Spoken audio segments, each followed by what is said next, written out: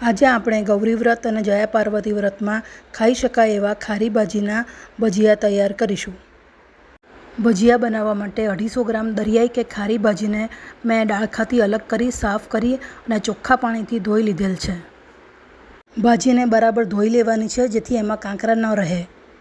ભાજીમાં હવે આપણે જરૂરિયાત મુજબનો ઘઉંનો કરકરો અને સાદો એમ બંને લોટ મિક્સ કરીશું.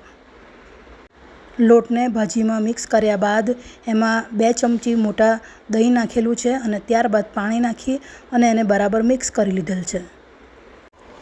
પાણી અને દહીં નાખ્યા બાદ બરાબર એને મિક્સ કરી અને એનું ઘટ્ટ ખીરું તૈયાર કરી લો.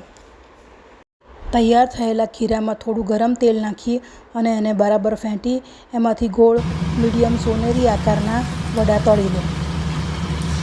ભજીયા તૈયાર થઈ ગયા છે. એને તમે પ્લેટમાં દહીં સાથે ગરમા ગરમ સર્વ કરો. તો ચોક્કસથી મોડા વ્રતના ભજીયા બનાવજો. ખૂબ જ સરસ બને છે અને ખાવામાં ખૂબ જ સ્વાદિષ્ટ લાગે છે. આ જ ખીરામાંથી તમે મુઠિયા બનાવી શકો છો. ખીરાને ઢીલું ના કરતાં થોડું સખત રાખી અને એને સ્ટીમરમાં સ્ટીમ કરી લો તો તમારા મુઠિયા પણ તૈયાર થઈ જાય.